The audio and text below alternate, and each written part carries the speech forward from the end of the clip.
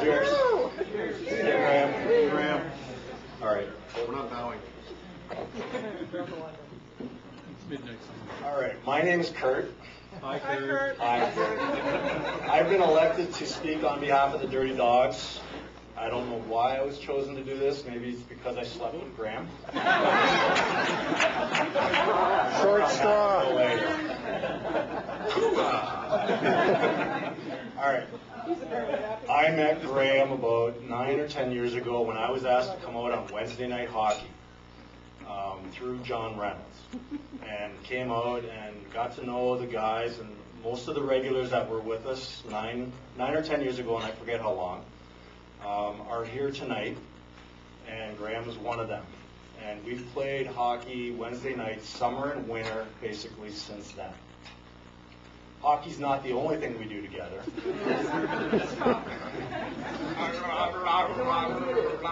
Beer and wings, we do that a lot. Fundraisers, we get together at house parties, tournaments, and pond hockey. So, stays in Wisconsin, except for tonight. All right. So hockey's a minor. It started and it brought us together, but since then we've done a lot of other stuff, and we've really bonded as a group, and we do get together a lot for different types of things. There's many words that can describe, that'll bring memories out over the past 10 years. Orhouse, Jason, Roxbury, Angel, Sundowner, April, Alexis, Barbie, and Jennifer. I remember all of those.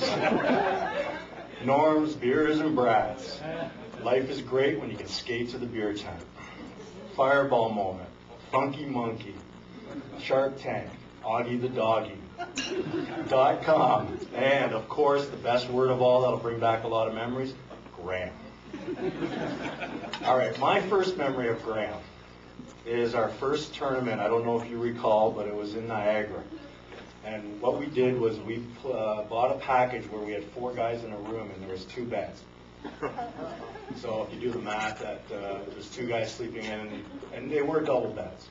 And I had the luxury of sleeping with Graham.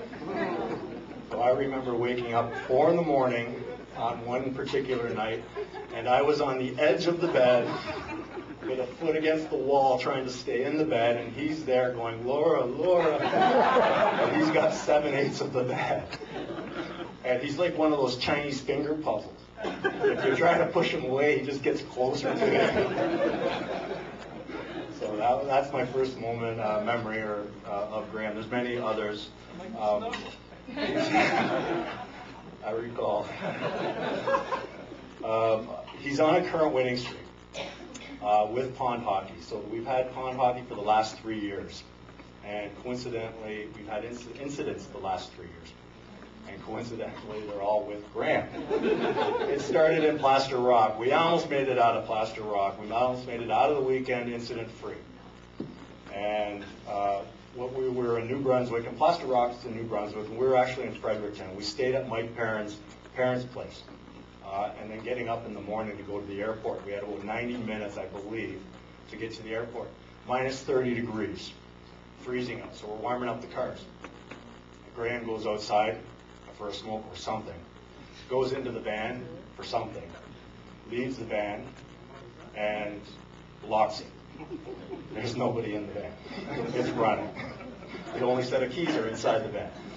And we got 90 minutes to get to the airport. So we made it, but we waited, we ran to get there. So that's our first incident.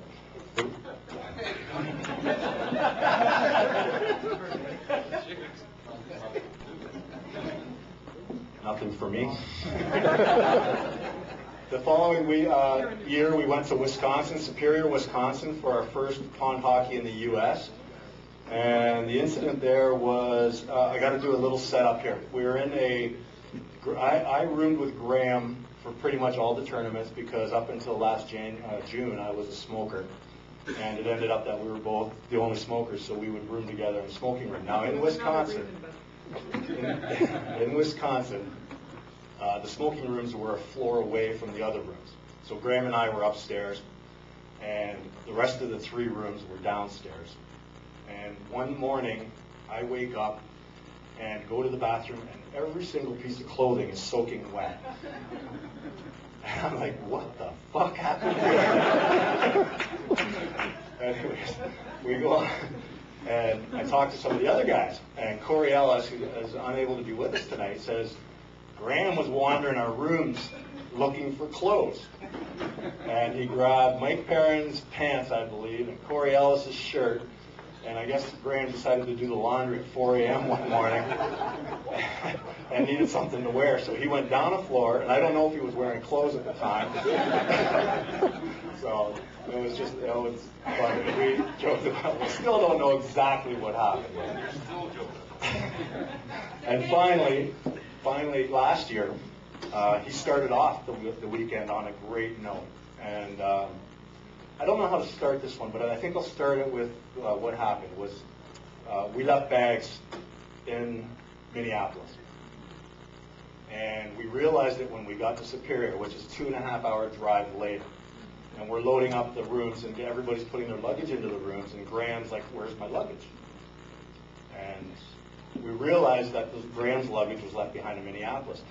The strange thing was that Graham grabbed all the bags off the carousel and put them onto the cart and kept asking everybody, you sure you got your luggage? You sure you got your luggage? The only person that forgot his luggage was Anna. We took all weekend to get it, but we finally did get it shipped up into Superior and got the luggage. So, that being said, we have another pond hockey next weekend in Magog, and I was wondering what's going to happen. Now, Graham filled us in on some news as well that he's going to be in Vancouver, and he's flying from Vancouver on Thursday to Montreal, and then he's going to come and meet us in Magog, which is in Quebec. And we're figuring he's not even going to show up, or he'll be in Quebec City, or who knows what. So, anyways, all the joking aside, over the past 10 years that I've met Graham, I've noticed a few things, characteristics about him. He's a very stand-up guy. He'll defend you and his family and his friends on and off the ice. He's always friendly, always social, always laughing, honest, always willing to help. He's a great guy, and I'm privileged to be his friend. Thank you.